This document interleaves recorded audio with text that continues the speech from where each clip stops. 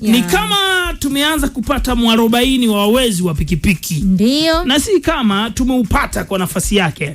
Unaambiwa jeshi la polisi mkoa wa Iringa limefanikiwa kuvunja mtandao mkubwa wa wizi wa pikipiki uliokuwa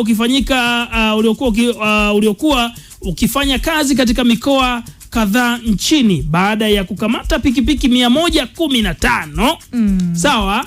Watuhumiwa 9 na mali mbalimbali. Sasa kamanda wa polisi mkoa wa Iringa SACP Alani Bukumbi amesema kuwa operesheni hiyo ilifanyika Januari 17 mwaka 2026 katika eneo la Kihesa, manispaa ya Iringa, na kufanikisha kubaini mtandao uliokuwa ukihusika na wizi katika mikoa ya Dodoma, Iringa na Morogoro.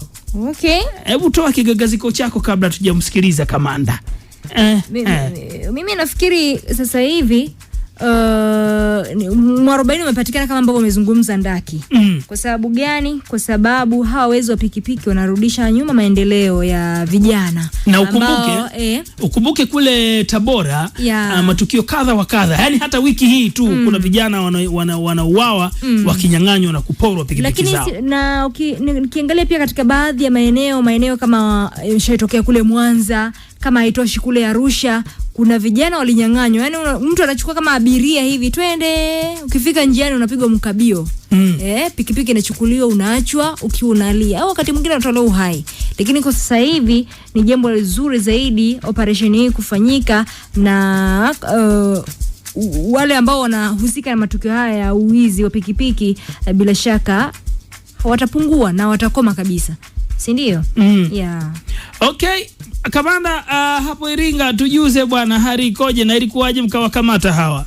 Tarehe 17 mwezi wa kwanza, jeshi la polisi katika operesheni maalum eneo la Kihesa ndani ya manispaa ya Iringa tuliwakamata watuhumiwa 3 ambao ni Ernest Mgaya, Oscar Malinda na Emilio Mfilinge, wote wakazi wa Kihesa manispaa ya Iringa, ambao walitambulisha kuwa wanafanya biashara wakiwa na pikipiki 3 walizoiba mkoani Dodoma, na mara baada ya kuhojiwa walikiri kufanya matukio hayo ya wizi wa pikipiki zaidi ya 50 kila mmoja kwa mikoa ya Dodoma, Iringa, Morogoro na maeneo mengine. Lakini pia baada ya kuiba pikipiki hizo walitengeneza kadi za bandia au kadi feki ambazo pia walizipeleka watuhumiwa wenzao ambao ni James Mgaya miaka 29 na Jackson Chaule miaka 28, wote wafanya biashara wakazi wa Makambako mkoani Njombe, ambao pia walikamatwa katika operesheni hiyo. Aidha, katika mwendelezo wa upelelezi tulifika eneo la Makambako mkoani Njombe, ambapo tulifanikiwa kuwakamata watuhumiwa hao, na mara baada ya kufanyia upekuzi tulifanikiwa kukamata jumla ya pikipiki 82, guta 1, mashine ya kuoshea magari 1, kadi feki za pikipiki 50, vibao vya namba za pikipiki ambazo ni mpya 19, na mikataba mbalimbali ya mauziano ya pikipiki ikiwemo pesa taslimu ambazo ni mazalio ya uhalifu shilingi milioni 6,430,000 ambazo tulikuwa nazo watuhumiwa. Kadhalika, kutokana na mahojiano watuhumiwa wamekiri kuhusika na matukio ya wizi wa pikipiki kwa kuwapa pesa watu mbalimbali katika mikoa ya Dodoma, Morogoro kwa ajili ya kununuza pikipiki hizo, ambapo ni pamoja na Mbeya, Arusha na maeneo mengine, ambao hao walikuwa ni washirika wenza kwenye matukio ya wizi wa pikipiki. Kutokana na operesheni hiyo, kama nilivyosema, jumla ya pikipiki 115 zimekamatwa, watuhumiwa 9, bajaji 1, guta 1, mashine ya kuoshea magari 1, plate number za pikipiki 19, kadi za pikipiki ambazo ni fake pamoja na pesa shilingi milioni 6,430,000 kama nilivyotaja.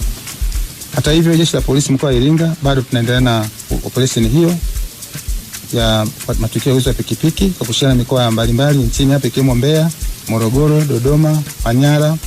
Lakini pia tunatoa wito kwa wananchi ambao ni waathirika matukio ya wizi wa pikipiki wafike kituo kikuu cha polisi mkoani Iringa hapa kwa ajili ya kuja kutambua pikipiki zao, ili kusudi tuweze kuchukua hatua stahiki za kisheria dhidi ya watuhumiwa hao, ambao pia baadhi ya maeneo wameshapatikana matukio haya ambayo yamethibitika ya wizi. Kesi zinaendelea, lakini bado kuna hizi pikipiki ambazo kama mnavyoona hapa nyingi ambazo zinahitaji pia kutambuliwa. Haya ndugu zangu wana Dodoma, nendeni mkatambue pikipiki zenu. Unaweza kama mtu kapigwa kumbe na Iringa hapo tu. Iringa. Na unajua hii kanda hapa, kanda ya kati. Nafikiri kwa mfumo huu ama hii magenge ambayo yanafahamiana hapa katikati, suluhisho hili linaenda kuziba mianya hata ile sehemu mbalimbali, mfano kule Katavi na maeneo mengine, kwa sababu tayari hapa katikati kumeshadhibitiwa, si ndio? Yep. Pikipiki hizo ni nyingi sana kwa watu ambao pengine walipoteza pikipiki zao na sasa hivi zinaenda kupatikana, lakini pia wale ambao wamepatikana sasa wanaenda kujibwa, wanaenda kuwataja wale wengine. Unajua sio wachache tu, wapo wengine. Mtandao huu ni mpana. Inawezekana hawapo kanda ya kati tu, wapo kanda ya kaskazini, lakini inawezekana pia wako kule kanda ya ziwa, wanafahamiana. Kwa hiyo nafikiri wale ndio wanaenda kuwa chanzo cha kuwatafuta na wale wengine ili udhibiti uwe mkubwa zaidi na bila shaka ama tukio yaweze kukomeshwa. Sawa sawa. Ya Tanzania, unafikiri bado nini kinaendelea? Kwa sababu licha ya haya yote kufanyika, bado wizi umekuwa ukiendelea. Lakini kwanza pongezi kwa jeshi la polisi, na mimi niseme tu jambo moja, ni wajibu wa kila mmoja. Tunaanza kwa wewe bodaboda, wewe bodaboda mwenzako anaondoka. Bwana anaondoka. Naona mtu ni mgeni, si ndio? Aidha mpo zako kuna wale bodaboda wapo wanafanya kazi kwenye vituo vya klabu, mabasi ya mikoani. Mtu ni mgeni, fuatilieni. Lakini pia wananchi pia tujitahidi kwa pamoja kutoa taarifa za uhalifu kwenye maeneo yetu ili kukomesha kabisa. Unapata raha gani kijana wako ndio kwanza huenda pikipiki yenyewe mkataba Tedas, alafu ndio yuko mwezi labda bado mwezi mmoja anauawa na pikipiki inaondoka. Inasikitisha sana. Sikitisha na inatia kigagaziko. Bwana, weka komenti yako hapo, nini kifanyike, na je, upo tayari kuhakikisha unapinga matukio ya wizi hasa ya pikipiki na hivi vitendo vya mauaji vinavyozidi kuendelea kwenye baadhi ya mikoa ya Tanzania? Unafikiri kipi kifanyike? Tuwekee ujumbe wako hapo.